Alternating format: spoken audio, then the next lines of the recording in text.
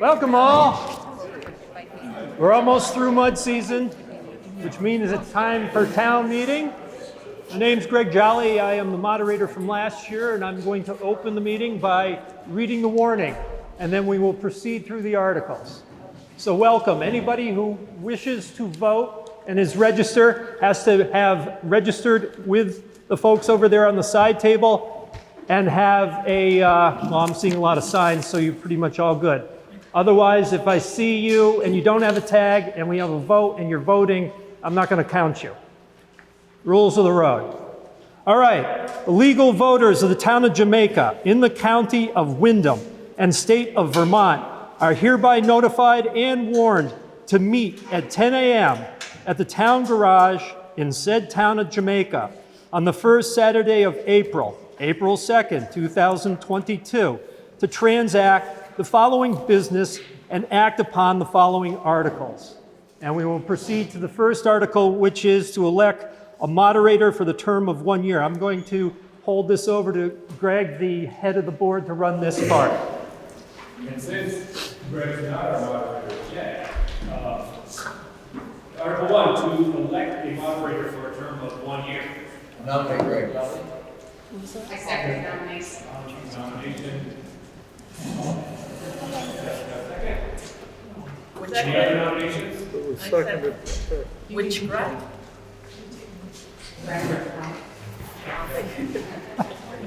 So hearing no other nominations, call the vote to elect Greg Jolly as the moderator for this morning's meeting. All in favor? Aye. Any opposed? Greg Jolly, thank you. Thank you. It's gotten to the point now, I don't know what year of my tenure I'm at, but I thank you once again. One of the things I enjoy about moderating is that we have the score, but the meeting is the improvisation. I like the improvisation of these meetings.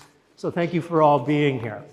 So before we go on to the second article, I'd like to make a few announcements and also just remind you of some of the rules of how we run the meeting.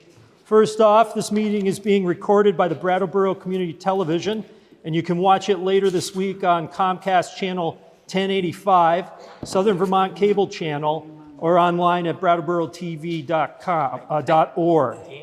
So for anybody who's speaking, when we get into discussion, we try this every year, we'll try it again. If you could stand up, state your name once you've been recognized, and speak clearly. That way people who watch later can hear what you're saying and what the questions are. If there's a difficulty with you doing that, I can always repeat the question so the entire group can hear it. Also, if we have a floor vote to a paper ballot, ballots are right here. Be careful of all the technical cabling, which is part of the recording system. So just be aware of what's underfoot. Also, watch out for the grating. Next thing I'd like to do, we always have these folks here up at the front table. I'd like to have them introduce themselves and their positions in the town so you know who is the representatives for the town. So, hi, I'm Kate Allman, and I have been on the Selectboard for 11 months. I'm Constable. I've been on the Selectboard for 4 years. Jessica Pollock, I've been on the Selectboard for 2 years. Greg Collins, I'm the current chair of the select board, and this is my third year. Ian Coyne, currently serve as vice chair on this board for 7 years and served you on the Windham Regional Commission on the Transportation Commission. Rob was Constable for many years, and also the HPC plan, and I'm sure the other one, but Clara Robinson, I'm on the Board of Civil Authority and Karen Emerson, Justice of the Peace. everybody tells Justice. and I'm also a justice of the peace for anybody who wishes to know. Thank you all. Now then, let's move on to, I'm going to try and work the room in this direction so that I can see the board and also you. So be patient, wave your hand. I will catch you in my peripheral vision at some point. So let's just go through this. This meeting is run by Robert's Rules of Order, which have been modified by the Vermont state law. So there's certain things that in Robert's Rules that we don't do, or something different we do because of the Vermont state rules and laws. So if there's a question about that, ask me. I might be able to tell you why. Number two, when we're going through the articles, the procedure will be, I will state the article, some will move the article, it will need a second, I will restate the article, then we go into discussion. Then, once discussion has gone through, the question is called, I need a 2/3 vote to close discussion, then I restate the article, and then we move on to the vote itself. We're going to go with voice votes or hand votes, unless I see 7 people, voters who wish to go to a paper ballot. That's an option. So as we move forward, I'll remind you of this process and we'll go from there. Also, when we get into articles, what will sometimes happen is somebody wants to make an amendment, and we'll begin discussing the amendment. And then somebody else will want to make an amendment to the amendment. What happens at that point is we basically stop and we deal with that amendment to the amendment. Vote it up or down, seeing how it changes the original amendment, and we proceed from there. But I can't get an amendment to an amendment to an amendment to an amendment. We need to take care of those one at a time. Hopefully we won't have to get into that type of Byzantine workings. If we do, we have a process, and we'll just all breathe deep and get through. Once you've spoken on an article, I'd like it for everybody else who wishes to speak to the article to speak first before you have a second chance. The whole issue about if an article comes up and 7 voters want it to be a paper ballot, we can ask for that. Otherwise, it'll be from the floor by hand or voice. Remember, all motions, remarks, and discussion are addressed to me, the moderator.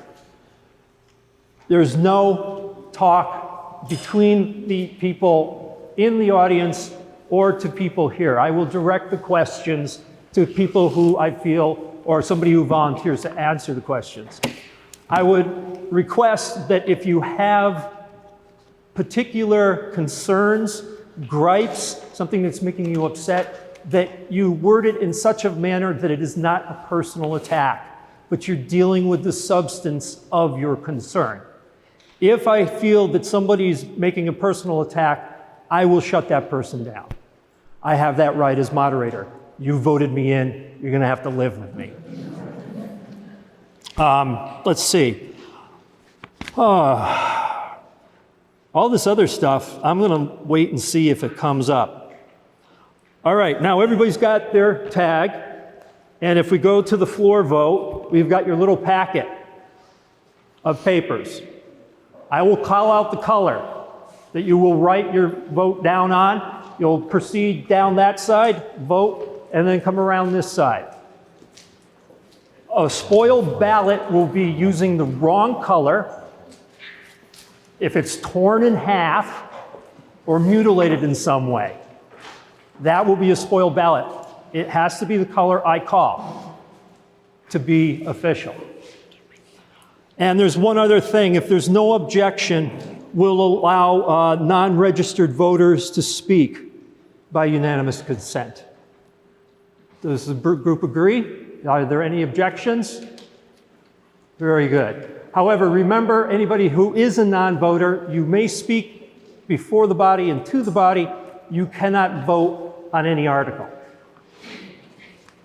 Rules of the road. Thank you very much. So, let's proceed with the bill of excitement here. Article number 2, to review the town report.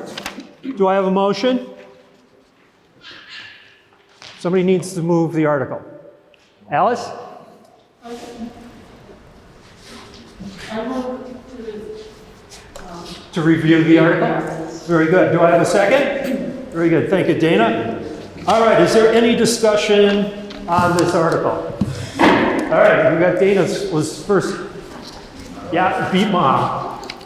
On page 31, the fire and EMS, the total figures are reversed. Fire department's 98 something, EMS is 30,000. They just flipped the numbers. The total's the same, it's just they flipped the numbers. Just for clarification. Very good. Thank you. Bonnie?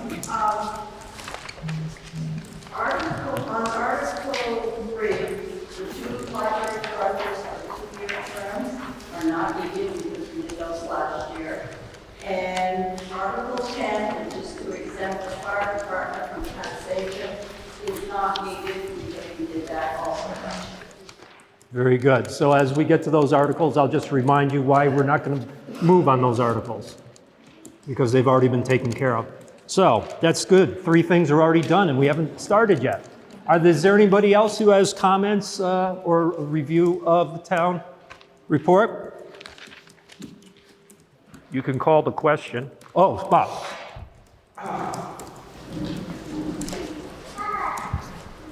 On page, I guess that was page 2, it shows me as the Board of Fire Warden, Assistant Board of Fire Warden, and I'm not a VW candidate, correct? It was. I believe further down, there's phone numbers for all the agencies and stuff, and I believe that should be helpful. Okay. Is there a fire warden now? I don't know. Okay, I was just curious. So anybody wants to be fire We warden? still have a fire warden, it's still school. Okay. All the assistant. Got it, okay. Thank you. Any other observations, corrections, reviews, amendments? You can call the question. Thank you. Paul's called the question. Okay, so now that it's been called, I need 2/3 of the people here. Raise your hands if you want to vote on this article. All in favor of voting on this article? It looks like 2/3. Thank you. Now I'm going to restate the article. And it's to review the town report. All satisfied with reviewing? Please say aye. Aye. Anybody opposed? Abstentions? Thank you. Article 2 is done. Moving on, we move on to the Article 3, to elect the following officers as required by law. So let us begin here with A, select person for the term of 3 years. We can do this by voice or by ballot. We'll see how this goes. Do I have nominations for this? Kate Ullman has been nominated for the 3-year position. Are there other nominations? You second. Thank you. Are there other nominations? Hearing none, I'll close. And all in favor of having Kate Ullman as your 3-year select person, please say aye. Aye. Any opposed? Abstaining? Thank you. Congratulations, Kate. Moving on to B, select person for a term of 1 year. Do I have any nominations for the term of 1 year? I nominate Tom Tolbert. Tom Tolbert has been nominated. Are there, and seconded? Thank you. Any other nominations? Hearing none, I'll close nominations. And all in favor of Tom Tolbert being your select person for the term of 1 year, please say aye. Aye. Any opposed? Any abstentions? Congratulations, Tom. Now we go on to C, select person for the term of 1 year. And do I have nominations for a 1-year position? Andy Coyne has been nominated. I nominate Paul Fraser. Paul Fraser. Thank you for your confidence. I decline. Paul has declined, so it's just Andy at this point. Are there other nominations? Joel Kent. Hearing none, I close nominations. All in favor of Andy Coyne being your select person for 1 year? Please say aye. Aye. Opposed? Abstaining? Congratulations, Andy.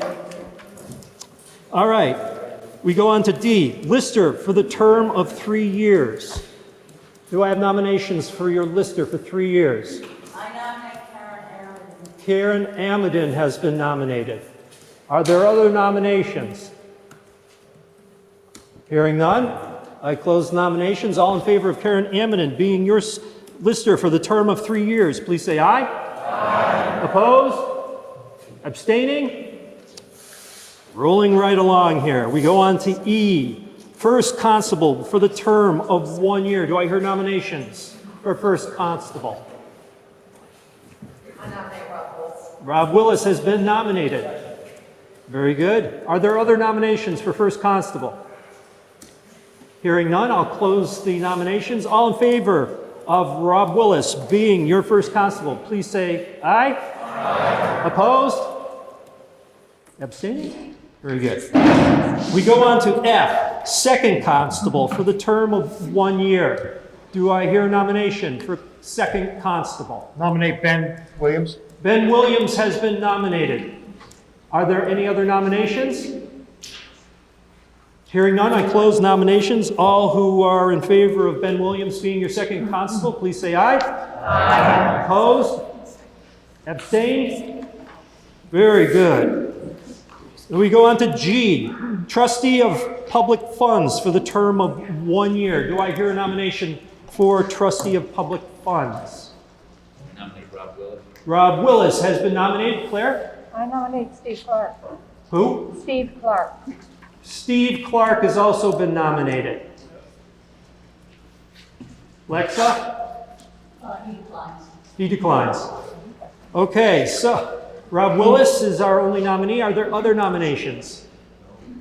Hearing none, I'll close the nominations. All in favor of Rob Willis being the Trustee of Public Funds for a term of 1 year, please say aye. Aye. Opposed? Abstaining? H, Agent of Deed Land for the term of 1 year. Do I hear nominations for Agent of Deed Land?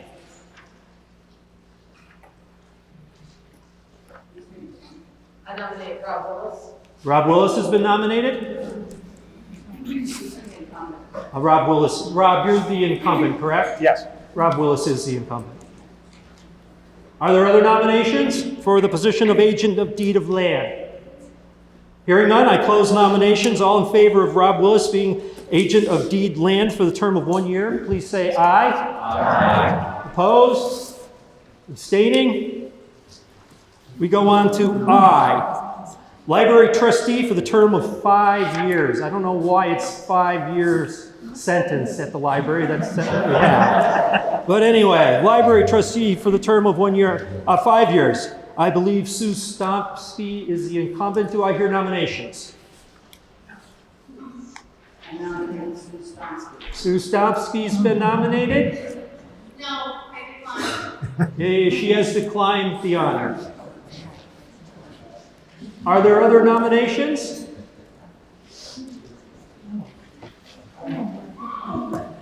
I believe if there are no nominations and there is an opening, the select board can appoint somebody.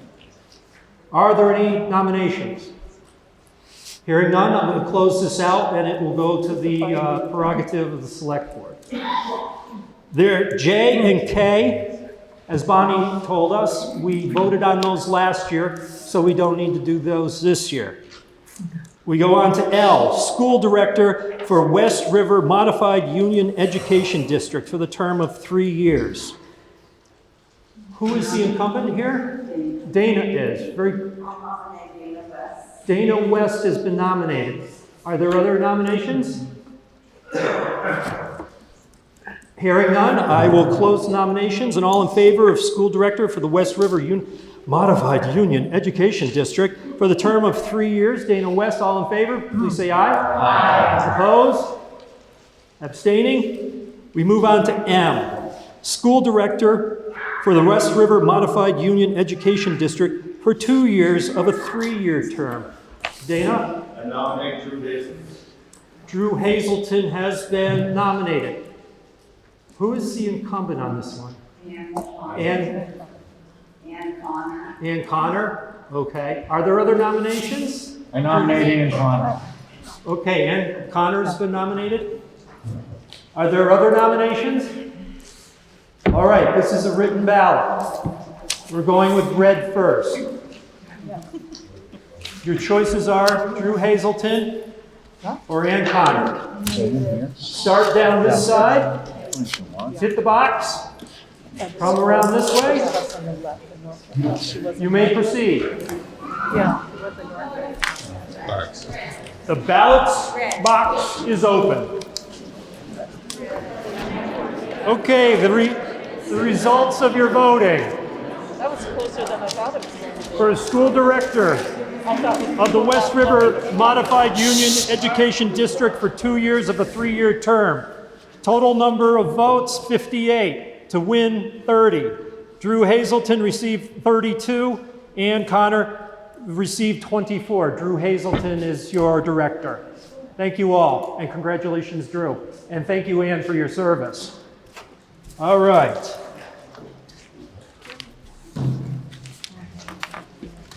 That went smoothly. If we have another floor vote, it's going to be yellow. All right, we have finished Article 3. I thank you all. Article 4, shall the town allocate $25,000 to pursue hiring a town administrator? Somebody move the article? Very good. And second? Second, very good. I will restate the article. Shall the town allot $25,000 to pursue hiring a town administrator? That is the question. Discussion is open. Would somebody on the select board like to address this issue? Pursue. Pursue. They will explain, I hope. Okay, want me to stand? That would be best. So the select board voted to bring to you the vote to give us the ability to articulate and design a part-time position for a town administrator to support the select board as well as the planning commission in ways that I'll talk to you about. It's not something we've decided to do, obviously. We do want to hear thoughts today from everybody on this topic, and I'll give you a little bit more sense of our thinking as why we want to pursue this. Please note that this would not have an appreciable impact on your taxes. Terry can talk more to that. It's really about, is this something that we want to, as a town, to focus on in the coming years? The main driver that brought this to the attention and desire of the select board is the fact that there are federal monies that are available now to this town as well as other towns in Vermont to undertake projects that would have otherwise imposed a significant financial burden. They are not only infrastructure, but of course we've been hearing about infrastructure as citizens of this country for quite some time, and money that was allocated for those types of projects. Initially, this desire to have a town administrator was not in small part because the ARPA funds, ARPA is, let's just say, I don't have to use the terminology, but the federal funds that are available via the state of Vermont to this town were somewhat limited, and there was going to be a real focus on specific projects, and we needed to be highly compliant. We have some folks here in the town today who can talk to you more about this, but that use of funds has been expanded greatly so that there are a number of different projects that this town has struggled with respect to roads, for example, flooding, etc., that are going to be available. But the good news brings some bad news, right? So if we have the ability to seek funds from the state and federal government, we need bodies, we need time to actually create those the requests for the grants, as well as to follow, unfortunately, sometimes truly Byzantine requirements to get that money. So we need additional arms and legs for the select board and the planning commission to drop those grants, to pull together the information we're going to need, potentially to retain consultants, all of which could be paid for by the state and federal government. It's not our board as well as the planning commission. We do our best to have available time for those kinds of projects, but we are volunteers. my husband reminded me, we get paid, or was it someone, right?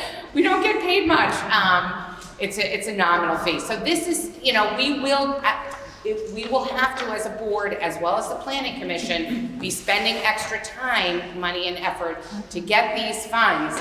But if we had even part-time an administrator who has background in this type of work, that would be a huge support to us. And it's going to be this will be a multi-year process. And that was one of the main, for me personally, that was the main driver, so that we would not lose as a town access to these precious funds that are available, and to pursue those diligently, so that all of us as citizens will see the results of these funds and their impact on our daily lives as quickly as possible. So that's the point that I wanted to stress. I don't know if there were other points that anyone else on the board wanted to. Thank you, Mr. Moderator. The select board voted, but not unanimously. I just want to tell the town that I didn't vote for this. I spoke against it. I'll go along with whatever you decide and whatever the board decides. But I have some concerns about, adding another layer of sort of government in our office. I have concerns about keeping our present employees and, all these grants and things. I don't want to go into all the reasons why I have some concerns about it, but I just want you to know that I was on the other side of it. So I'm not going to, if we get into a deep discussion, maybe I'll bring up some of my concerns, but I just want to tell you where I was at on it. Very good. Okay, CJ, I think this question was asked earlier, and it was not clear. Is this money to pursue or to hire? Please explain the difference. And if it's pursue, what will $25,000 do to pursue the idea as opposed to hire? Yeah, I can answer to that. And that is a little bit, we had that same discussion within the board here. So the money is not being used in the pursuit of the position. It's not gonna go out and post ads on, Indeed or any of that kind of stuff. This money is, we wanted to be upfront with this money that's kind of buried in the budget so far, that to talk about the position. So this would cover the cost of that person's salary, basically. So the vote is authorizing us to pursue it, but this money would be used to staff the position. This position would not have any other oversight as far as other employees in town. It would be purely administrative. It's not a management position. The board would still act as the director of this person. And in addition to what Jessica spoke about for some of these funding opportunities that are out there, there's also some other administrative applications that exist that would assist like our current staff with building maintenance, long-range planning for permitting for the transfer station. Every year has to go through a permitting process again and through the state. I mean, so there's things like that. There's a lot of behind-the-scenes stuff.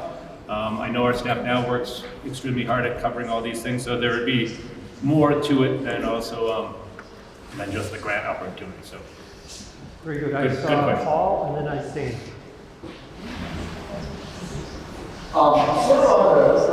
CJ was asking a similar kind of question. And I was at most of the meetings, and my understanding of what you agreed to with Article 4 is what it says in Article 4. To allocate $25,000 to pursue hiring a county administrator. That this money wasn't for the administrator, it was for the pursuit of the, this is what the article states. So the question I was going to ask, or he brought up, what does this $25,000 get us? Like you was asking, is this to hire a headhunter? What is this 25K going to do? Because in the discussions in the select board meetings, this wasn't to be a salary for an administrator, it was to pursue it. Then the statement says allocate $25,000 to pursue hiring an administrator. Okay, so do we want to amend the article to make it more This is what the body can do. The body can change the amount. It can vote it up or down, but it cannot change what the money is for.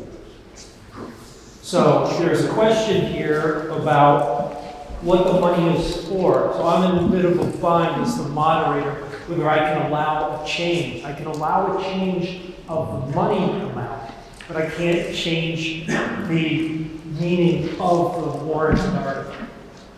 Can I Please. respond? Okay, so I'm not sure how that confusion came about. I think we were very clear in our conversation because we actually discussed what $25,000 a year would cover in terms of salary. We thought it's certainly not full-time, and we agreed that really what we would look for would be a part-time town administrator. There are several town administrators in our surrounding in the surrounding area, some of which have actually availability to share the responsibility among 2, sometimes even more towns. And so that's where we came up with 25,000. The word pursue the board was very sensitive to the fact that we did not have we didn't have a person, we didn't have a precise defined role. What we wanted to do was come to the town and say, please let us know if you're behind the town, the select board, coming up for the town, a defined number of days, roles and responsibilities, and then to actually potentially hire that person.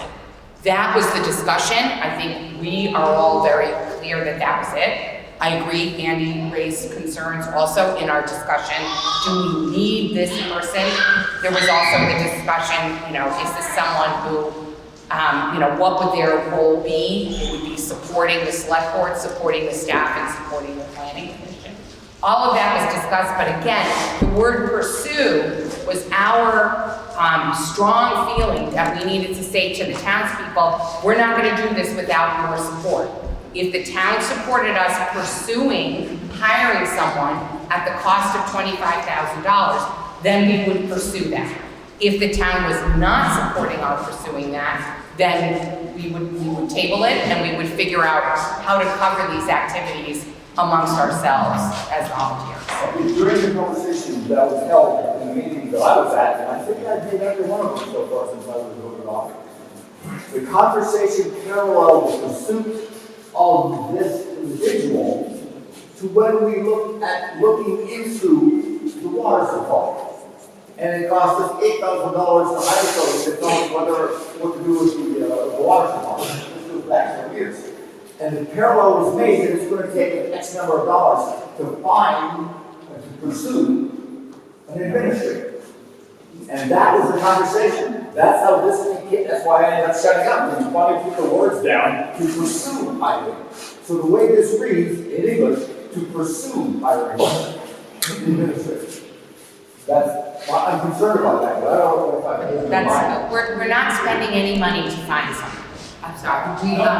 The intention is not at all to spend money to hire someone. There are several individuals who are already in these roles in neighboring towns, and we were going to, as we have done in the past, when needing to hire someone, we're going to use our own sweat equity, so to speak, to identify candidates and to interview them. We're not hiring a consultant to find someone for us. I'm probably going to throw a monkey wrench in all this. I'm going to upset somebody and they're going to shut me down. Or slap me. Will Smith style. The town administrator, why not pursue a full-time administrator?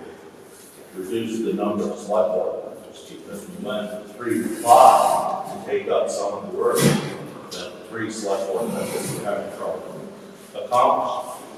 Maybe we're given time for this. This is something we're just researching, right? So why not look into that aspect of a full-time administrator who can handle dump duties, road commissioner, health officer, grants, more of a full-time position. Third body in the office will carry its error. and reduce our select board to 3 members, because you don't need 5 people to make a decision than 3 people. I just wanted to propose that out there as an idea or a solution. Would you not make it, this is just discussion? Well, if we're going to pay you $25,000 to research into this, or Not research. Okay, yeah. pursue, maybe, Hi, I'm Erica. I understand the confusion about the word, and what I hope that we can do as a town here is have faith in the select board. They are saying that what they want to use this money for is to hire an administrator to help get this grant money, that we will lose if we do not have someone who will write these grants. This money isn't just going to be around next year necessarily. I do think we need to act on it. They are not full-time employees of the town. We need someone whose job it is, whose paid job it is, to write these proposals and get this money to this town that we need to solve some of these infrastructure problems, like no water in town or sewer. Whatever it is, let's get the money that's available and just allow the select board to make this happen. And I wish the semantic problem weren't there. Can we find a way to overlook it and allow the trust that they're doing what they're saying they're doing and hiring somebody to do this? Yes, John? I want to support everything you just said. It's been my experience knowing a little bit about the staff here in the state of Vermont, is that you're overextended because of the and that is not the federal money that the states now allocate and use. You need someone who knows how to plan that well, and see the right things and organize for that so you can actually get those funds. And I hope you keep on experience that I hope we're really getting out. They work very hard. I much lower than things. And you work hard. But you can't look that extra minute. You need someone who's there and has the knowledge and experience to go after those things that you don't really understand, which is all reason to listen about. So, thank you.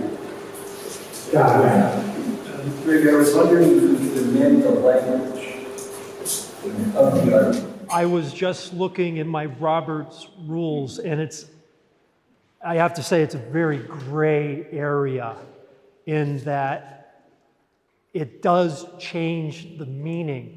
You're not going to change the numbers, you're not going to change what it's being used for, but it is a linguistic problem as a moderator. I'm very hesitant to change the wording for that reason, because I just don't know. So that's my reading of it. My suggestion would be, I've got a bunch of people here. Let's go through some more discussion. I'm going to go to Claire, Sue back there, and then Jeff, and then Stephanie, if I can remember that. Yes. Yeah.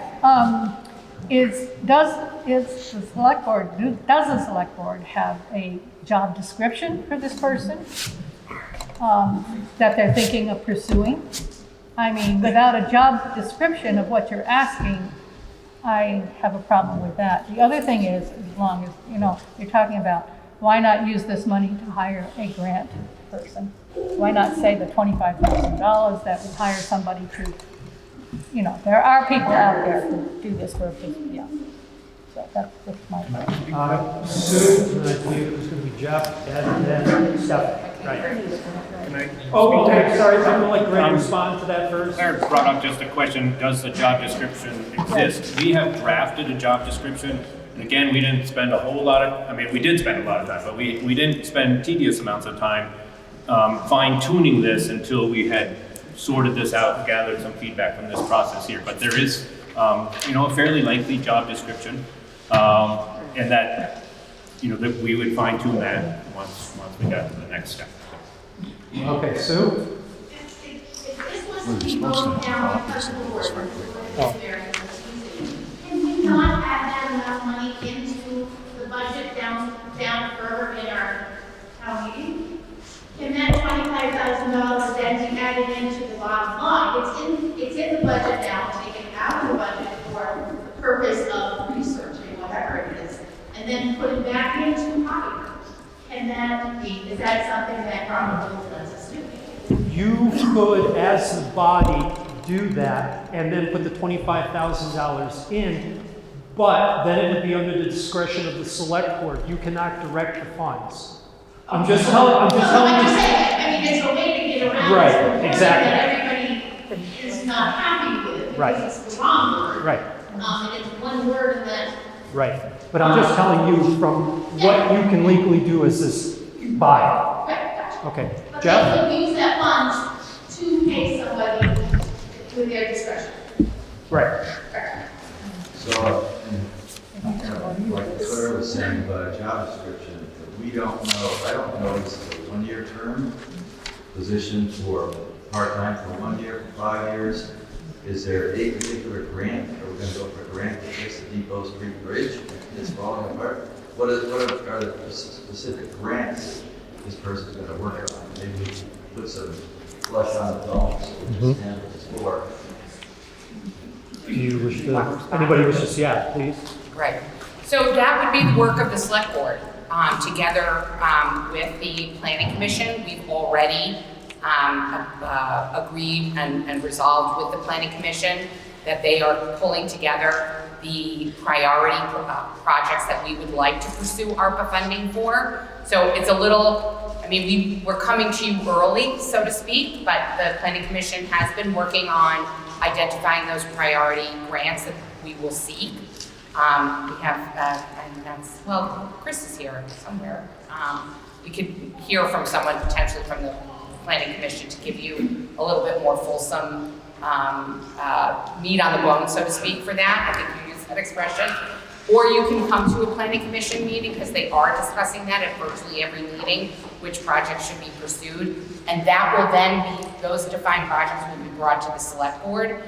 In that time period, we would love to be looking for someone who could then take that ball and run with it on behalf of both commission, both the board and the commission, as well as other projects and support that Greg had articulated. But that's literally what all towns in Vermont are doing right now, is articulating those specific projects and giving them as much depth as we can at this stage. Okay, I've got Stephanie, then Alice, and then right here, and then we'll go down to Heather. Yeah, Stephanie. I'm playing Erica. I feel like the select board, they have the draft job description. They've been extremely clear that they want to use the money to pay the salary of this person, and we're all here to say that. I feel like it would be an incredible missed opportunity for us to miss this moment in time where potentially this can really help the thrive in the coming next couple of years, and I strongly support the motion as stands. Alice? Now, let's say I work for a nonprofit where I do grant writing, recording, etc. The way this is written up is very murky. It's in short-sighted for the long term. What does this mean? It should be a contracted job at that. It should not have a kitchen sink with all these other duties thrown into it. The idea of if things are getting shifted, then the number of people on the select board need to be decreased. There's a whole number of problems with this. Thank you, Alice. And I was just wondering, would it be extremely unusual to, because they have been very clear, the select board has been very clear about their intent behind the article, to just trust that they're going to do what they say they're going to do and what their intent is, and just continue with it the way it is. And that's what the vote will determine. Heather? So this is the draft of the duties. That is, yeah. Can we have copies for this body right now to look at this? There were Because supposed to be copies. Yeah. I don't know why there's not. looking at it right now is like the first job is to oversee the transfer station. These were, this So- was designed, this was meant as a forward thing, not the I mean, I because we understand, have but I not- think it's a sticking point I'm for sorry, people to Frank, not I'm know fine. the jobs. Yeah, here's the difficulty we have now as the body, is that we don't have this piece of paper which you are now discussing in more fine detail. Yeah. A lot of these questions have been brought up by the body. What we could do at this point, and this would be my suggestion as moderator, you can have more discussion, or the question can be called, and we can go to a paper ballot. It's the body's decision. Do you wish to continue to have discussion? Discussion, okay, we still, everybody who's in favor of discussion continuing, please raise your hand. Those opposed? Deadlock. I'm going to let discussion continue. Heather and Greg were speaking, but I want to move back out into the group here. You folks have already spoke. Yes. Hi, I'm Matt Marina. I have a question. So I understand that if this all goes through, there's a surplus in the budget. So for this $25,000, what happens next year or the year after when there is no surplus? And when we do hopefully get all these grants and whatnot, is this person then hired?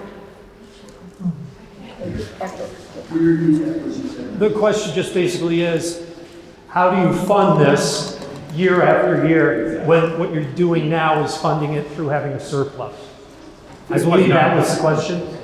Why couldn't the treasurer answer that? Or would she be willing to? The treasurer is only responsible for doing the money. It is the board who has put this forward. I think the board should be addressing the issue.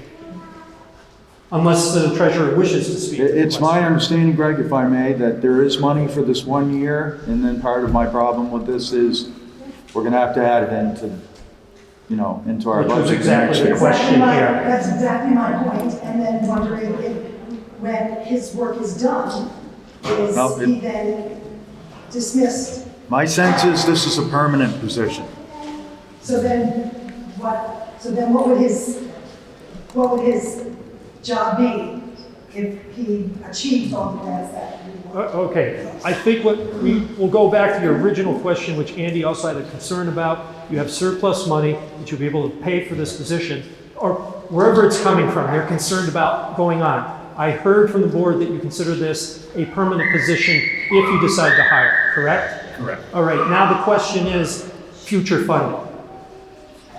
The design of this, was not, I mean, there is surplus, but this was not being covered from that surplus. This was going to be a permanent position, be rolled into the administrative costs of the town, and be a long-term position. All right, that's clarifying to me. I hope it is. Yes, and then I'm going to go here and then back there. So the budget is approved every year for every salary. So every position is permanent, but it's only permanent insofar as the town approves at every town meeting. So I don't see how this position is any different from any other. If the town next year says, we don't want it, someone can raise their hand and the town budget could be amended to reflect that. Our hope and intention is that this person facilitates money coming into the town. So the position in a way has a return on investment for the town. If it doesn't, I'll be the first one to say it didn't pay for itself. So just to answer that question.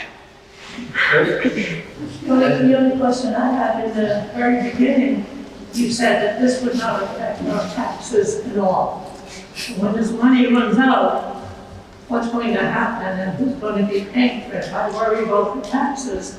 And I also would like to see a very detailed job description of that. Chris, and then I'm going to come here. Yeah. The Vermont League of Cities and Towns recently gave a webinar that had presentations from various state agencies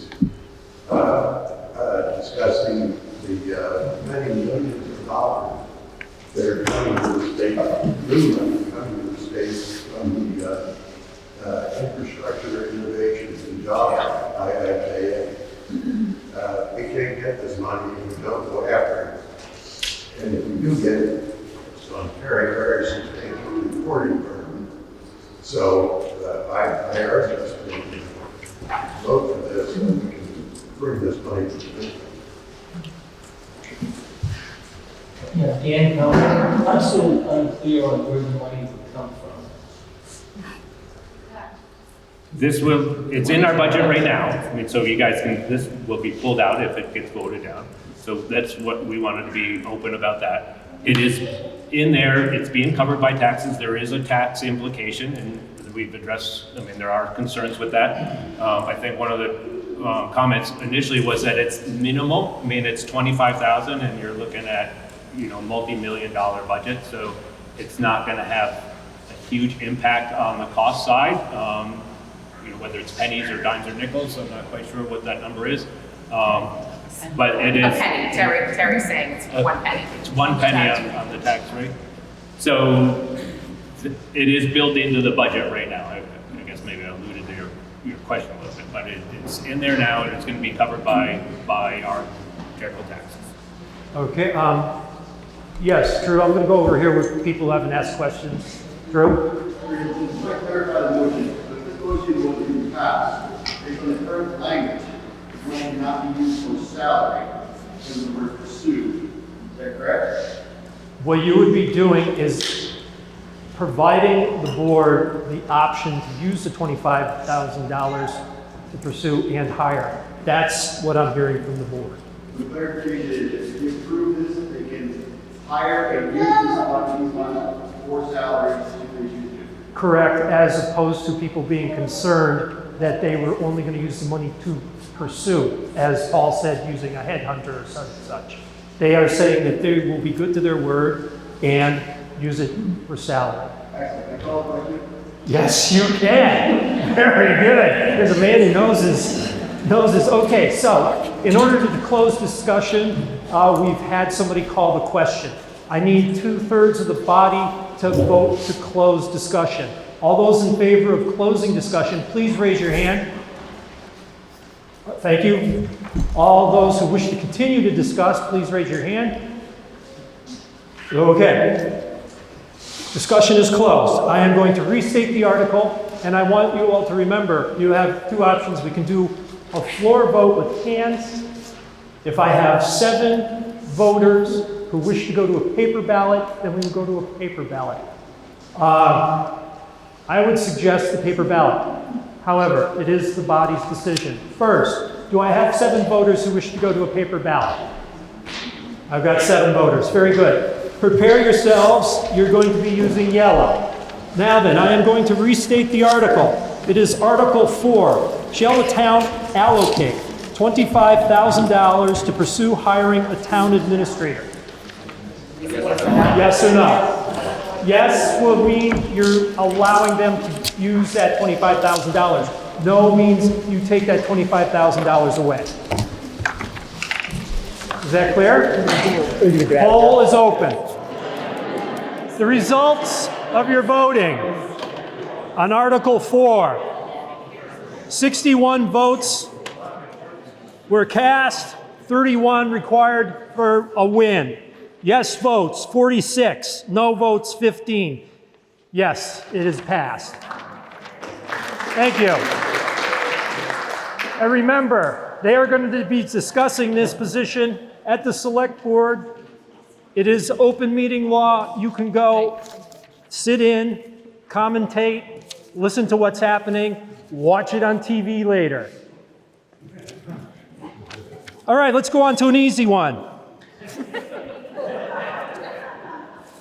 Article 5, shall the town assess a 1% tax on sales, meals, and alcoholic beverages and rooms pursuant to 24 V.S.A. Section 138B? Do I have somebody move the motion? Yes. Thank you. Do I have a second? Very good. I will restate the article. Article 5, shall the town assess a 1% tax on sales, meals, and alcohol, beverages, and rooms pursuant to 24 V.S.A. Section 38B. Discussion is open. Yes, Andy. Once again, we were doing our tax, our budget meetings, and we had been, I thought, talking about what was going on with marijuana taxes. and I heard the 1%, and that's what I thought we were talking about, was putting a tax on a future, maybe marijuana sales in Jamaica that we had been talking about before. I wasn't really paying attention. I can admit that I wasn't for this 1%. So I kind of it was after work. I kind of thought we were talking about something else. So I just want to tell you my position on that. Okay. I'm going to allow somebody else on the board to speak to it if they'd like to. Sure. So some of our, this 1% tax, just to define it, would be applied to rooms and meals and to sales tax. So things that you currently pay tax on would have an additional 1%. With the possibility of retail cannabis sales coming into town, it would apply to that also. That is, the retail cannabis law does not allow us to specifically target just that area for tax or an additional tax. So this has the potential of, with those other businesses coming into town, adding another 1% to that. It does not add on anything to food, clothing, any of those things that are currently not taxed.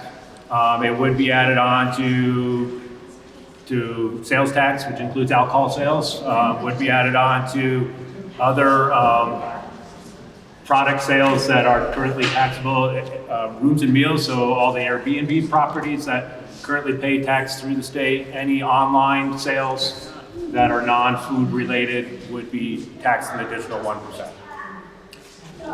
Yes, I saw John first, and Patrick, then here, then here. Yes, John. This is just a question of the private gasoline and diesel fuel. It's only what is listed in the article, so diesel, gas, that's not part of it. Okay. Patrick? So by voting this in, does it bring back money back to the town of Jamaica? So the way it works, it all gets collected the same way the regular sales tax are. It goes to the state. 70% of it comes back to our town. Within that other 30%, there are, Terry has said, some portions will come back in some other grant opportunities, other funding opportunities, so some portions of it come back. So 70% immediately comes back to the town. Chrissy Haskins. I just wanted to stress what Greg said when he was explaining it, that this does apply to anything that is taxable that you order online that gets shipped to the town of Jamaica. So if you have something shipped to your house, it will apply. This extra 1% will apply on that. So I just want to make sure everybody understands that.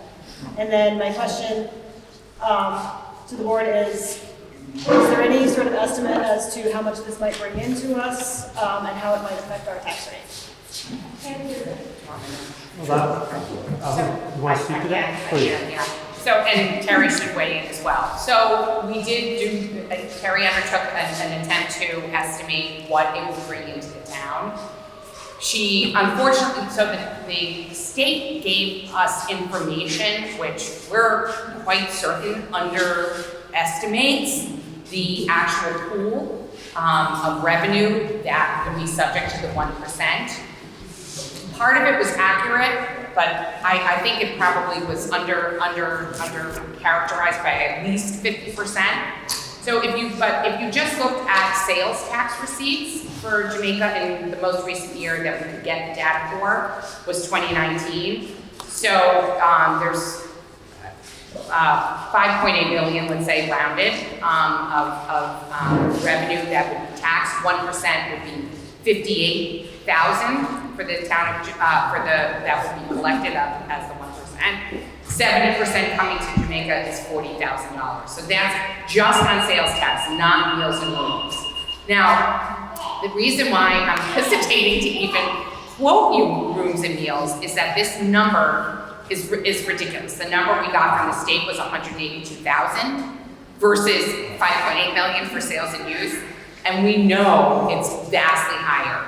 So I kind of want to say to you, if it's $40,000 that we would earn with respect to sales tax, it's comparable on meals and rooms. So that's the number that we're thinking about, that we would be looking at in terms of bringing into our budget. It would be a huge softening of the blow for us every year. Does that, anything you want to add to that, Terry? Only that it doesn't have to be all the taxes, you can choose one, so rooms and meals you can do, but not sales tax. Rooms would be on Airbnbs, things like that. Right. Meals, restaurants. Prepared foods. So you could not groceries, but choose to do one over the other, if that's what you choose to do. I have Pat, and then I'll go for him. Oh, Fran, I've got right behind you. Then you're next. So, the sales tax would be on even things like toilet paper, cat food, anything that we go to the provisions for and buy that's taxable. That is taxable today, yes. Okay. And now would it, and because the idea behind this 1% was for marijuana sales, but you can't do that out, do we know anybody who's going to be selling marijuana in town? Do we know that that's going to be happening? So that, or can you wait until you know that's happening and then? Because if it never happens and nobody ever starts a business here to sell marijuana, then we've got a 1% tax on all of us. Yep. Yeah, I'm happy to put that for anybody else who wants to weigh in. So I wouldn't characterize taxing marijuana sales as the driver. There are many other towns in our vicinity and throughout the state that have the 1% tax because it is a way to bring funding in at a relatively low burden on the populace, and it comes back to us substantially. It is definitely an added benefit that once marijuana sales start, that we'll be able to tax that as well as we do with alcohol. What I would say is we have certainly had interest at select board meetings with respect to the vote that we had on cannabis sales. I personally, and I open it up to the board, would be surprised if we don't get license applications in for the sale. I need my hat if that happens. So let's leave it at that. It will, I'd be surprised if it wouldn't be something that would be taxed under the 1%. And then I'll go back here. Oh, just let Fran go first, I'll be back to you. Right. First, I'm a small businessman who's been paying 1% tax in towns when I do business. I'm a photographer. If I do a wedding in town, it's got 7. If I do one in town, 6. So I'm wondering how you can separate those. That's the question I have for you. Because I'm not allowed to separate those. When I go to a town that has the tax, it's a service, it's a manufacturing business, and you have to pay the tax. Is there separate rules for retail stores?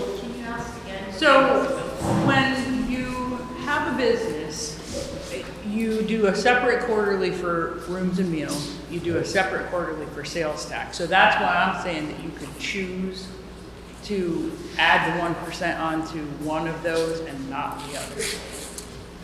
I've never heard that one. The other thing I'd like to address, if I may. I'll give you one more and then we'll be back here. All right, just real quick. Go. Okay, on cannabis and on the taxation of cannabis, the CCB, if they're allowed to do their job, is trying to make it so that towns that do allow retail stores to have some kickback from the 16% excise. They haven't done that yet, but that is a possibility in the future that may separate the cannabis issue from what we're doing here. Thank you. Very good, thank you. Yes. Hi, Jackie Brown. I'm just wondering if you could share with us what towns in our region impose this tax as it's written in a whole, not in a whole. Brattleboro, Dover, Wilmington, Stratton, Manchester, Windham. Windham. Those are about all I can. There's probably 10 or 15 on the list, but some other. And does that as a whole rooms and meals and sales? I don't know that. I'm guessing that is the case, that it's all taxes. Right. But I do know that you can choose to split them as well, so. Okay, wait a minute, I'm gonna go to Heather, then Drew, and then we can come back, Patrick. Yes. How do we do it right now if we want to say, like, to make a motion to make it only apply to meals and rooms?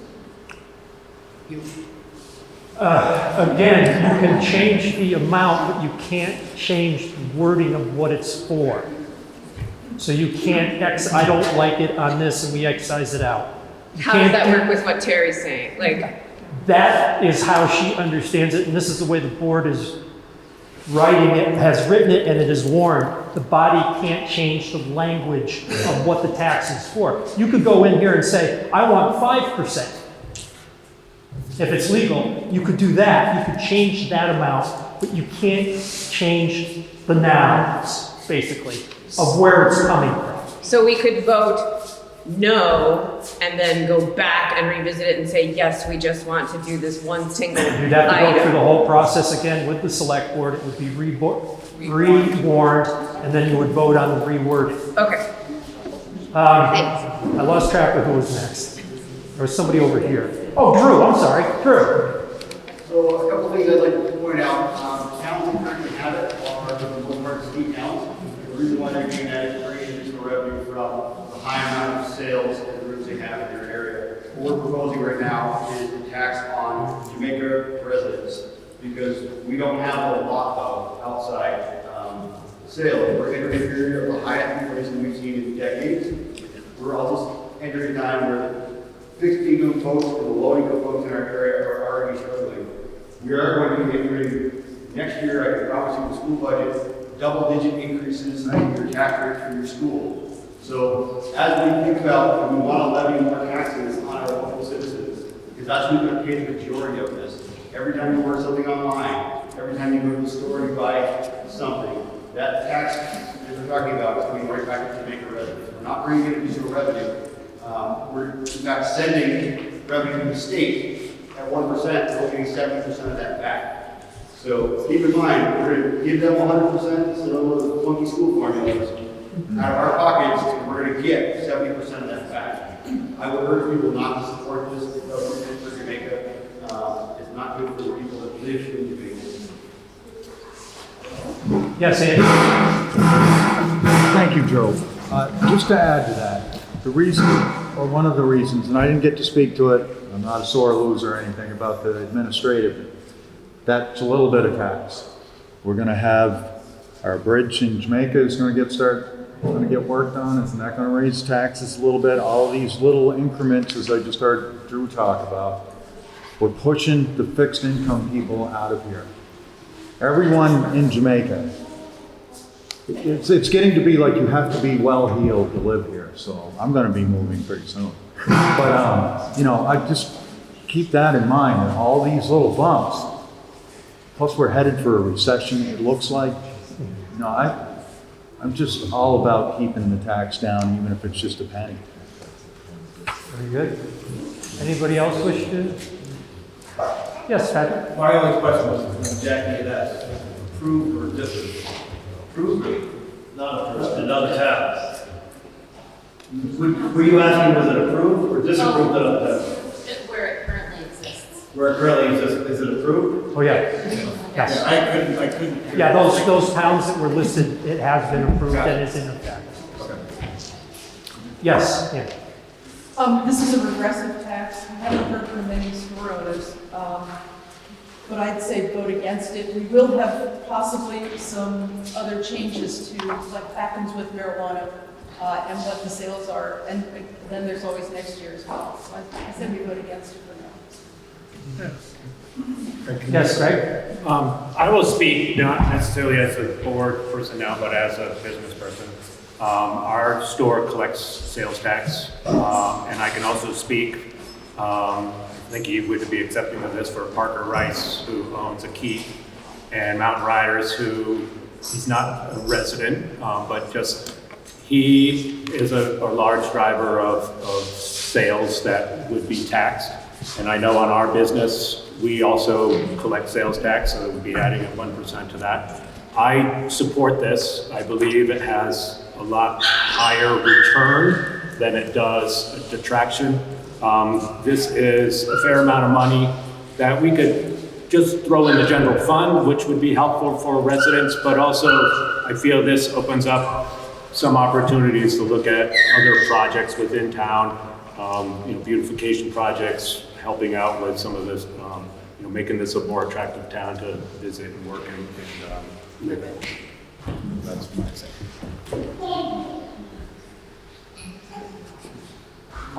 You can call the question.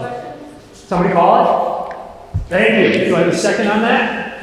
Very good. Now, I need 2/3 of the body. Do you wish to close discussion? Please raise your hand if you wish to close discussion.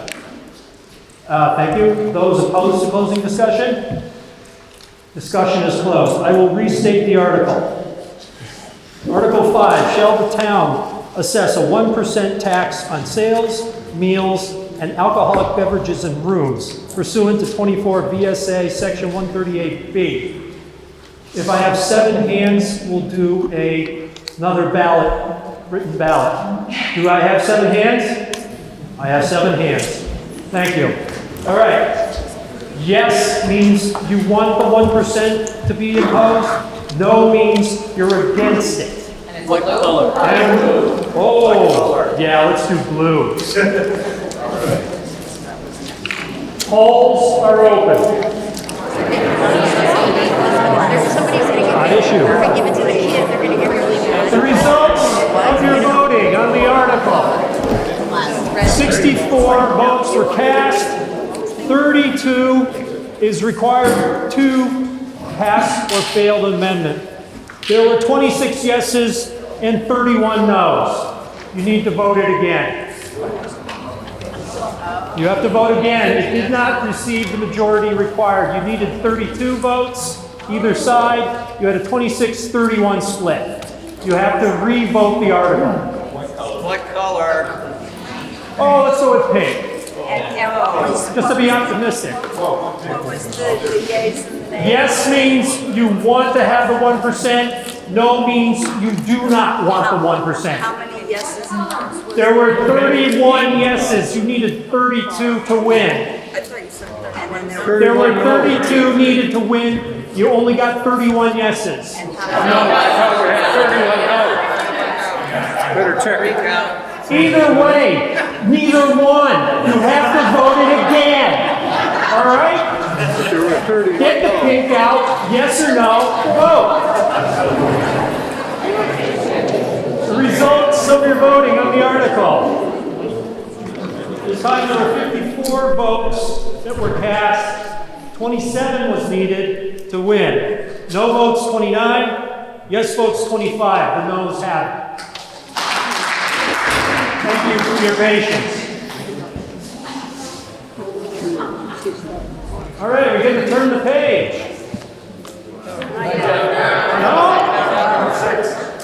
No? Article 6. Shall the voters in the town of Jamaica appropriate the sum of $3,105,000? Is that correct? Yeah. Sorry, I missed the dot. We'll start that again. Article 6. Shall the voters in the town of Jamaica appropriate the sum of $3,105 to be raised by taxes for the support of the Southeastern Vermont economic development strategies, to provide workforce and economic coordination services to the Windham Region? Do I have a motion? So moved. A second? Thank you. All right, I will restate the article with the correct amount. Article 6, shall the voters in the town of Jamaica appropriate the sum of $3,105 to be raised by taxes for the support of the Southeastern Vermont economic development strategies, to provide workforce and economic coordination services to the Windham Region? Discussion is open. Is there anybody who can speak to the content of the article? Thank you. So I'm Kate Harris, I live in Jamaica. I work for Brattleboro Development Credit Corporation, which is SeVEDS is part of the organization. Our mission is to support and encourage and develop economic development in the region, so Southeast Vermont, this part of Vermont, Windham County specifically. SeVEDS is, we call it SeVEDS, is the arm of the organization that is sort of the think tank, sort of. They do the long-range planning and try to get things to happen in our area, and sometimes they take a while.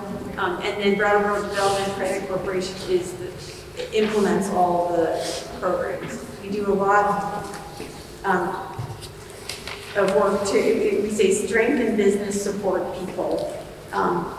So we did a 5-year regional plan, and those are our goals, is to strengthen business and support people. And then we use municipal funding to do fund implementation of programs for local communities, businesses, and people. We brought in $4.2 million directly to towns, businesses, and nonprofits. And then we are asking every community in Windham County to give us I think it's $3 for each registered voter. And by getting that money, we show that we get participation, and then we can leverage that money with grants by saying we have X participation holders. So a lot of our area communities have also done this and signed off on it. And I have our annual reports and a lot of statistics, and not particularly good with articulating that.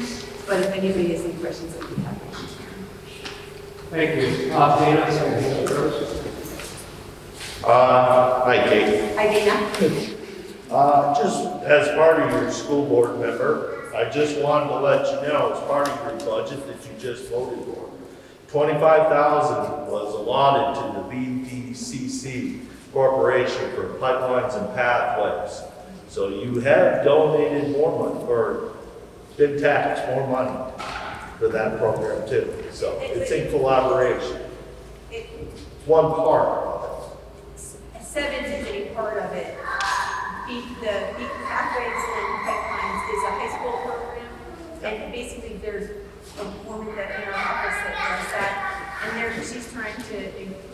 Well, do you know much about the program? Yeah, Terry Berger-Davidson, she runs the program, has the really great part of it.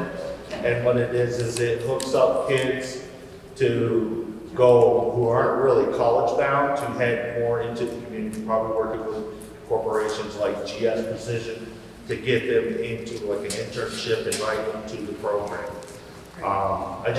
So that, for instance, the SeVEDS part of our organization did their research to figure out that need, and then BDCC came along and figured out how to make that happen in the schools. Okay. So SeVEDS is a small part of what, it's in the same umbrella as BDCC, but there's just like 2 people in our office that are working on it, whereas there's 13 of us doing the rest of it. And honestly, I don't know that much about SeVEDS. I haven't worked at BDCC that long, so I can tell you more about what BDCC does than SeVEDS, but I know that they sent me to get you guys to know or learn more about it. Well, thank you. Yes. Hi, CJ King. I was a reviewer a few years ago for SeVEDS projects. My understanding is that this is money to help us think regionally in terms of economic development. How can Jamaica fit in with other things that are happening? The networking with, supported by the BDCC. BDCC does a lot of stuff. 2 of it has been mentioned just now. Another example is that they help places like Grace Cottage get technical assistance grants through the USDA, and we just did that recently. So they do a lot of they do a lot of networking work. They have a young professionals group where they're trying to encourage new professionals to move into the area and then to have networking with each other. They have a yearly economic development summit, which is coming up in May. Again, it's networking all across southern Vermont, Bennington and Windham counties. Come meet with other people and learn sort of what's happening and what is possible in our region. So this is a small piece of what the BDCC, BDCC does for the region, thinking of Windham County wide and even beyond. Thanks. Anybody else? Oh, yes, behind the post. TV Fiber has received a $4.1 million grant to design the fiber optic network that's going to bring broadband. We anticipate another $20 million in construction fund. The Brattleboro Development Corporation is doing the grant management services for TV Fiber, which is what we, so we don't have to do what we just discussed earlier, doing grant management. So this is a direct benefit the town is going to receive from the money from the Brattleboro Development. But SeVEDS is a separate part, that's not something, it's part of the organization, but this money is not part of the TV Fiber. They're paying you. Sorry. Right.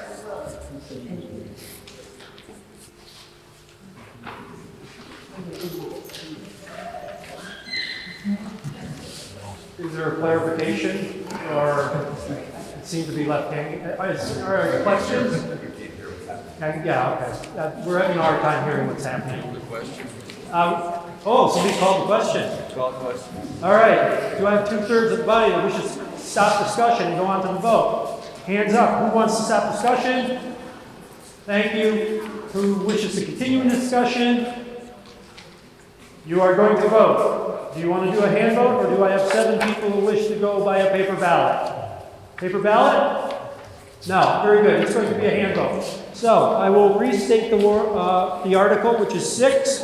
Shall the voters in the town of Jamaica appropriate the sum of $3,105 to be raised by taxes for the support of Southeastern Vermont economic development strategies to provide workforce and economic coordination services to the Windham Region? All right. All those in favor of the article, please raise your hand. Can we get a count? You need one. Somebody count for me over here?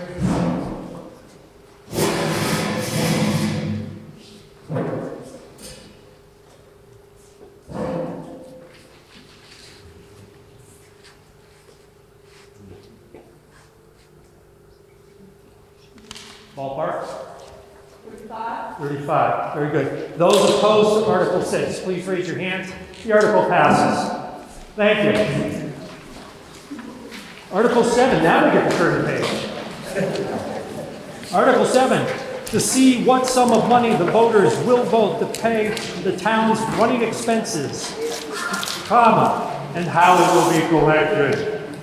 Okay, and Bonnie. Oh, wait a minute, I'm sorry. First, I need to move. Somebody move the article. Thank you. Second. Thank you. All right. Proceed. Bonnie? Okay. She's a number cruncher.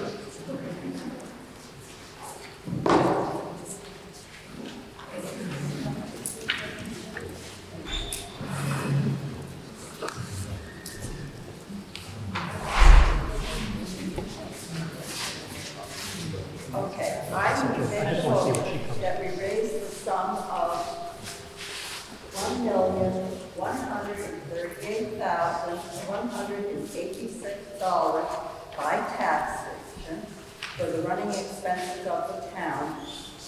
And this was along with anticipated receipts of $328,472 equals a budget of $1,466,658 to be expended. That taxes will be due to the treasurer on or before October 3rd, 2022,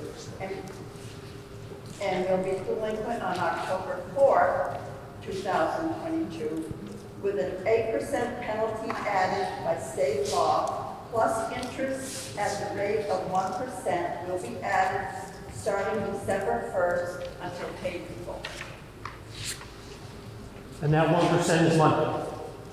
Huh? That 1% is monthly. 1% is the interest, December Right, but it would be monthly. It's not just 1% on December 1st and then it's done. As long as it's delinquent, Yes. it's 1% every month. Yes. Got it. Okay, just wanted to be clear about that. So I'm going to try and restate the article. Bonnie's going to be my spotter here. So what you have is taxes of $1,138,186 with other revenue of $328,472, which will give you a total budget of $1,466,658, with the taxes being due on by October 3rd, 2022, and being delinquent on the 4th of October, 2022, with an 8% charge, and as of December 1st, a 1% monthly charge until you pay off your delinquent taxes. That's the only time you're going to hear that entire article. So, you got discussion? Anybody wish to ask any questions on the budget? Thank you. Call the question. Do I have 2/3 of the body that wishes to call the question? All ready to, who wishes to stop discussion? Raise your hand. Oh, hands down. Who wants to continue discussion? Question is called. So, Article 7. All that. All that. Okay? That's what you're voting on. All in favor of passing Article 7, your budget, please raise your hand. Very good. Hands down. Those who are against the budget, please raise your hand. Anybody abstaining? Ah! One abstention. No. No. He's a no. One no. Let it be known. There's one no. It passes. Article 7 passes. Thank you. Let's go on to Article 8. To see if the voters will authorize the Selectboard to borrow money in anticipation of taxes. Do I have a motion? Motion. Thank you. Second? Give it to Patrick. Thank you. All right. Here we go. Article 8. To see if the voters will authorize the Selectboard to borrow money in anticipation of taxes. Is there discussion? Move the question. Call the question? Call the Thank question. you. 2/3 of the body wish to stop discussion, please raise your hand. Thank you. Those who wish to continue discussion, raise your hand.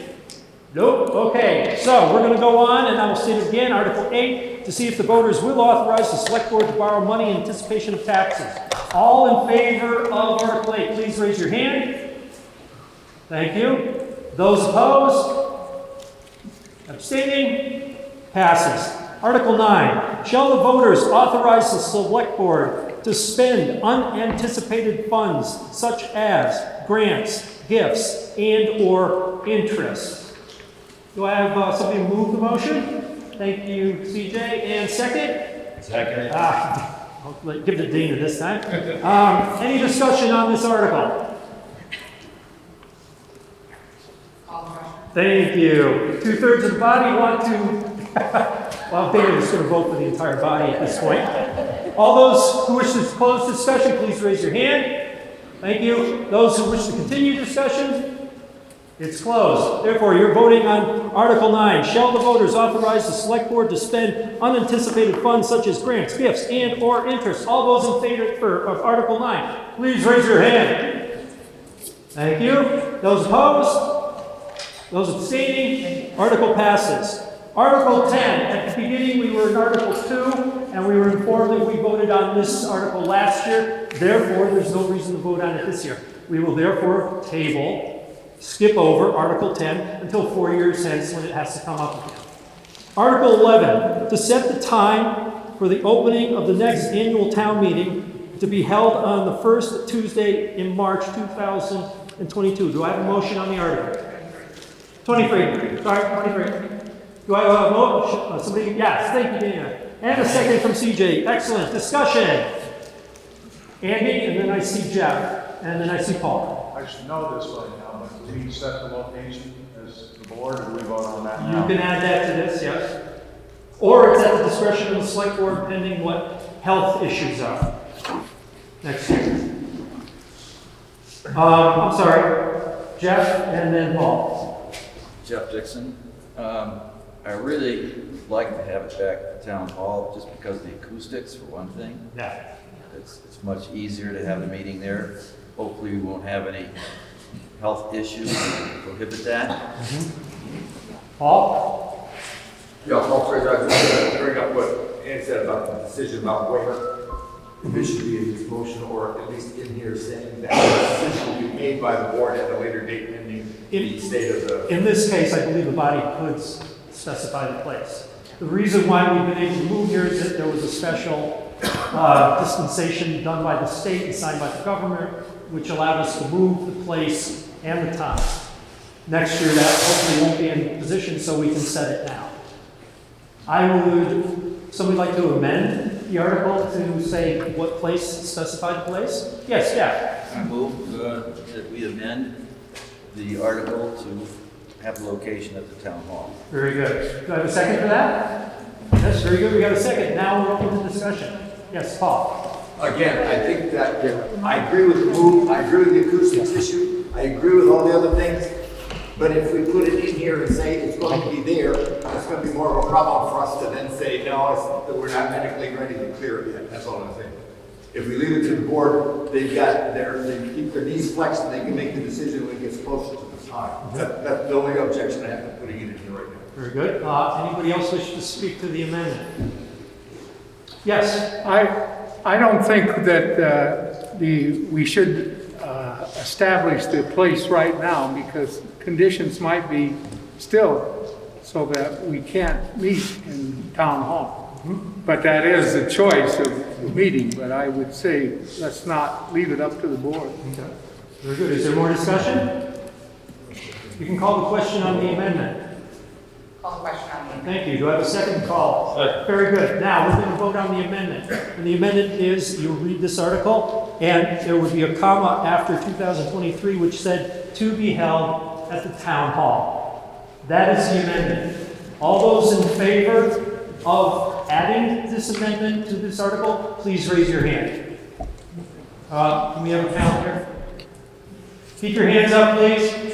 For yes, you want to add this.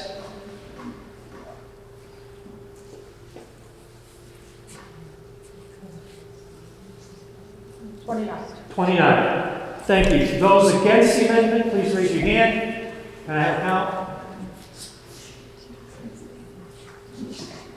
8, 9. 12. Very good. So 29 were for, 12 were against. Basically, you pass it, the amendment passes. Therefore, it will now read that to set the time for the opening of the next town meeting will be the first Tuesday of March 2021 at the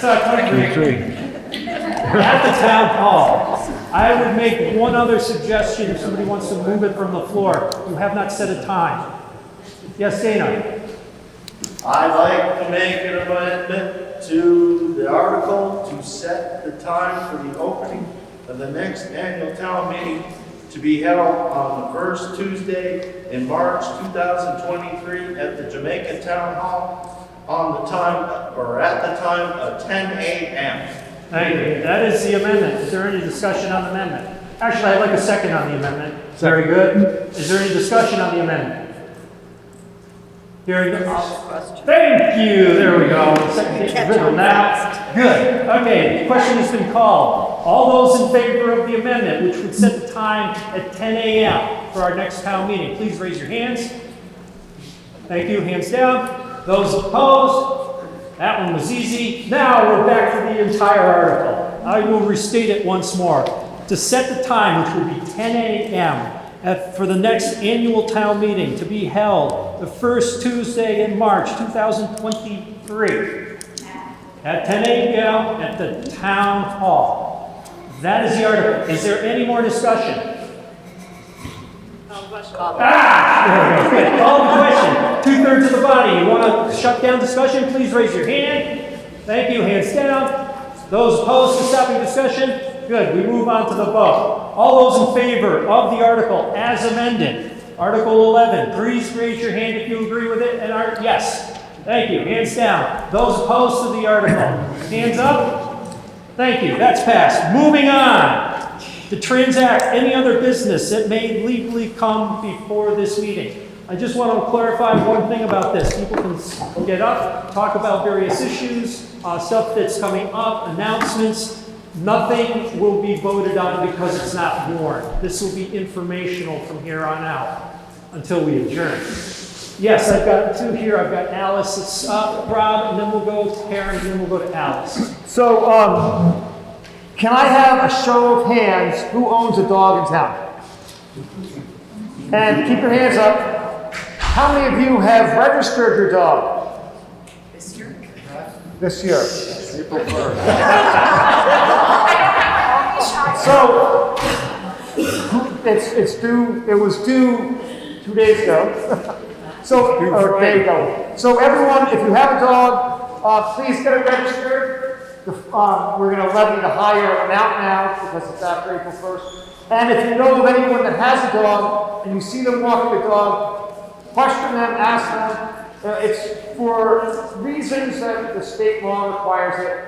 And this way we know that if they're registered, that the rabies are up to date.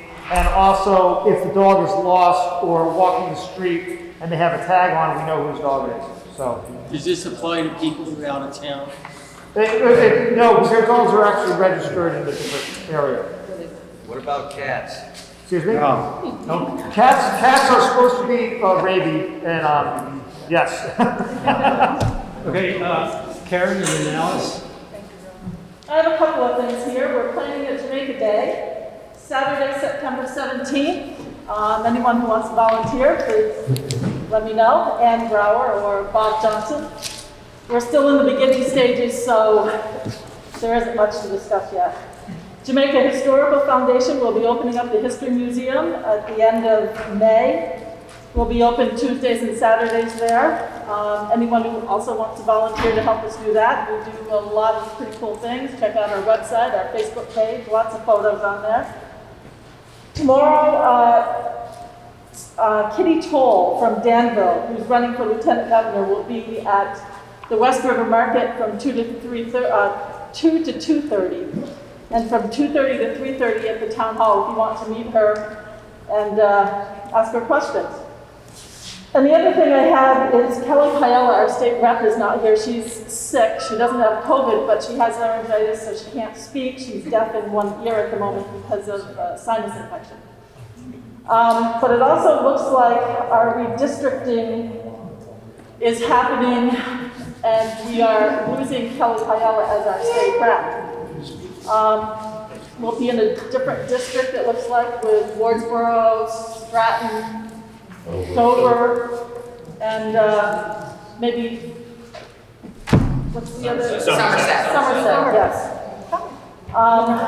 Anyway, so Kelly lives in Londonderry, so she won't be our representative anymore. But I'd like to have everyone say thank you to Kelly for being a great rep for us, yeah.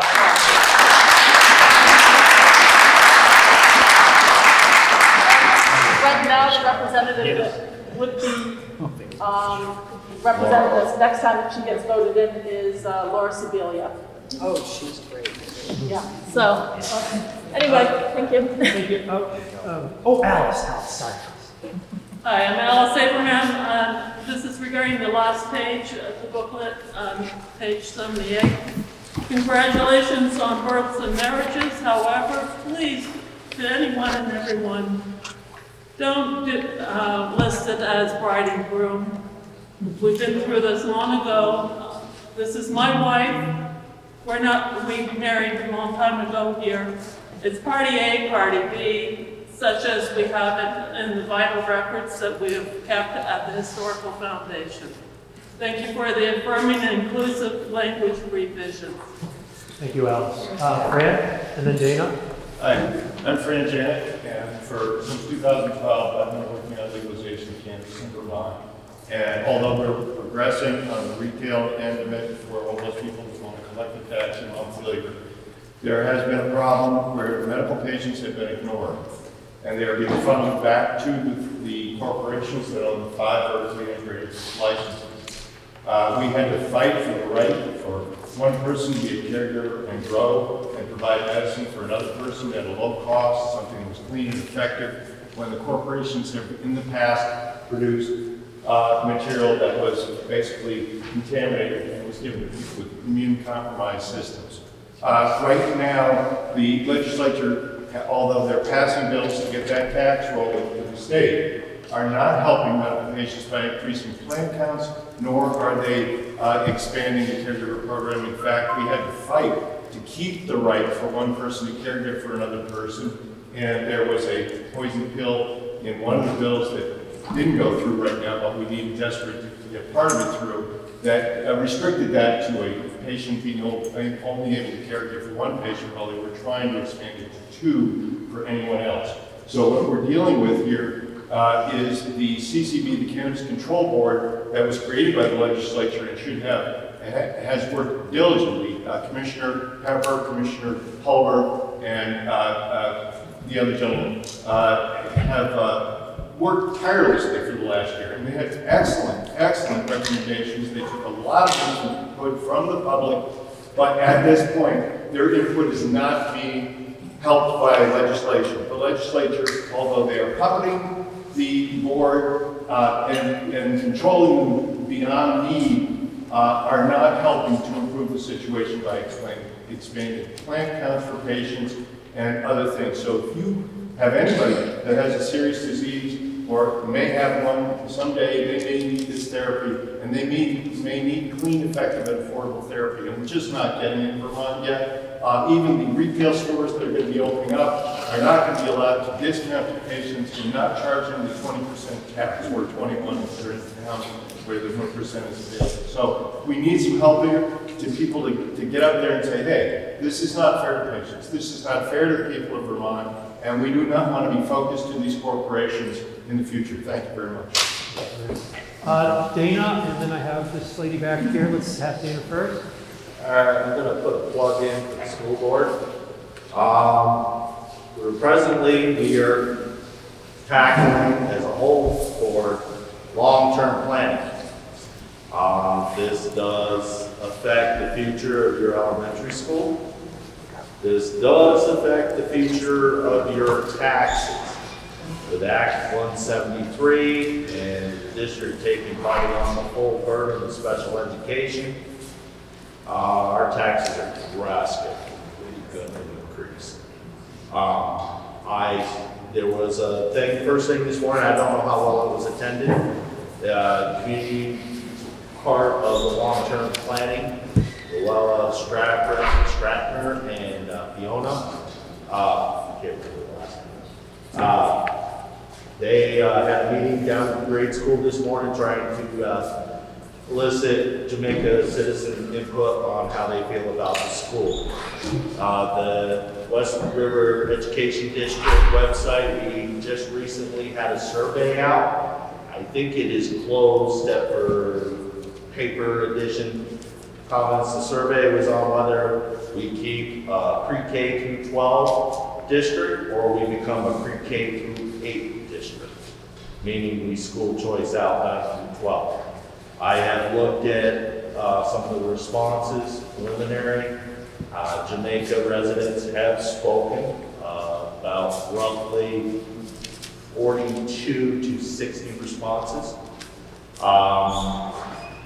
There's definitely a push out there to become a pre-K through 8, and that would probably trigger possible scenarios, consolidation of school buildings to reduce reduce taxes, but it would also help with support staff and allocation of teachers and stuff. Implications of school choice is you do not have, or you would probably lose your say on the 9 through 12 thing. You just tuition our kids out. So basically you would have no say in the high school education portion except as a parent. You lose the community voice of what happens in high school. We're meeting, it's on the website, there's been some pamphlets out there. If you have an opinion, everybody should have an opinion or position on this, I suggest you let us know. We want to hear from everybody. We're only hearing from a small percentage of people that attend the meeting, and the board is having to make decisions for everybody. And I know we're not going to please everybody, and we're probably not going to make everybody happy. But I'd love to see some more participation and more voice in this from everybody. So my email's out there, Cruz is out there. If you've got a position, email us. Come to the meetings. We have, it's in Google Documents, so I don't know how many people look at Google Documents, but there are spots on the website, the WRED website, where you can post your comments. And we'll try and be more transparent in what we do. So please, Pat. Plus, to be informed when people contact you, all of the meetings are broadcasts on Brattleboro TV. And they come in maybe 3 or 4 days after the meeting. You can Zoom into the meetings to be there, and you can ask questions, you can raise your hand. It's just like being at the meeting, but you could be making your dinner while you're watching in person, and you can mute yourself. But it's really important to be knowledgeable before you contact and ask questions, because you could save everybody a lot of time, because a lot of the things you need to know about are in those meetings, and like with the select board too. Those are just so valuable and so good to have. We do have a timeline that we're trying to get a direction and progress by October of this year, before budget season next year. So this is critical. Really, please pay attention to this. This is your tax dollars. This is your children's education. We're trying to, we've got a lot of room for improvement. So this last budget, we were paying $23,000 per pupil. And I don't think we're getting $23,000 worth of education per pupil. So please, voice. Thank you. Yes. Hi, thanks for letting me speak. Real quickly, we're in the book Senior Solutions. I'm Joanne House. And Senior Solutions is the Council of Aging for Southeastern Vermont. And I just want to remind everybody, if you know or have a relative or neighbor who's 60 or over and could use any kind of assistance at all, this is not charity.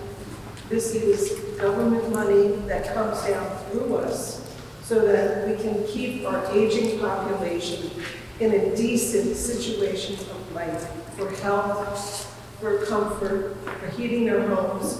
And those of you who are registering your dogs, we have a Foxy Fund, so anybody 60 or over who cannot afford to live and feed themselves, keep their house warm, get insurance, go to the doctor, and they have a long-time pet that they can't afford to feed, we'll provide the money to buy that food. And we'll also pay up to $200 in a vet fee for any person in that situation that their dog needs an inoculation or roaming or whatever. So this is something I want to share with you, and I hope you share it with everybody in your town. Have them call our helpline and ask if there's any question. Let us try to find the answer for you. And you just have to realize that our biggest challenge is not coming up with new programs and new ways to help people. Our problem is convincing our very wonderful, private and proud aging Vermonters to actually call us and ask us for what they need. So please help us spread the word, not charity. And if they don't take the money, it sits in the government's bank account, and that helps absolutely. Thank you very much. Thank you.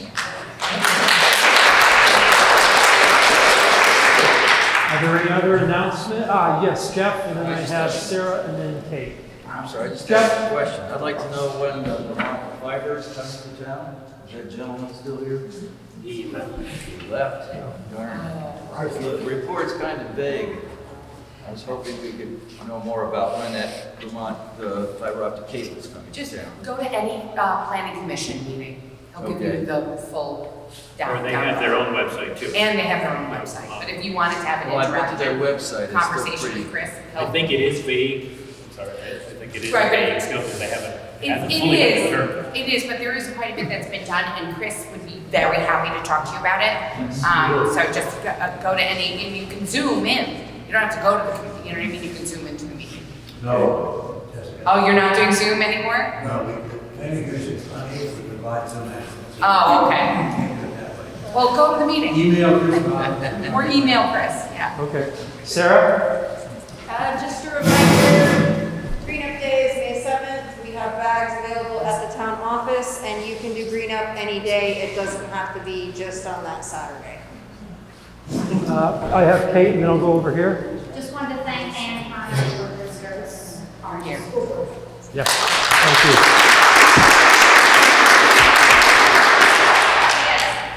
One cleanup day, I live beside the gas station that's empty. They dumped a bunch of bags at that empty lot when they cleaned up, so I'm just reminding you that it's not a place to dump trash.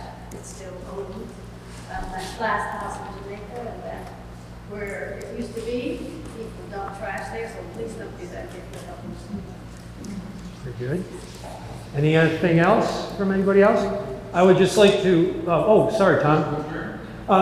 We're still in this article. We haven't gotten to that article. All right, so the one thing I'd like to say is that Karen was talking about the redistricting, which takes place every 10 years after the census. We're going into a new district. One of the responsibilities of those who are JPs and also on the select board is that when the legislature came down with the original redistricting, we were very dissatisfied with what they came up with. I think they had us with Sandgate. Can't get here from there. So we had an emergency meeting and we were able to come up with 2 or 3 other options that made more sense for us as a town in this district. So I'd like to thank the select board and the JPs for being part of that. When I became a JP, all I wanted to do was marry my friends. There's a lot more that's involved. So I will entertain a motion to adjourn from Article 12. All those in favor of shutting down Article 12, please raise your hand. Those opposed? Thank you. All right, Article 13 is motion to adjourn. We have a motion to adjourn. Do I have a second? Thank you. Everybody who wants to adjourn, raise your hands and leave. Thank you. Thank you for your patience and your good humor.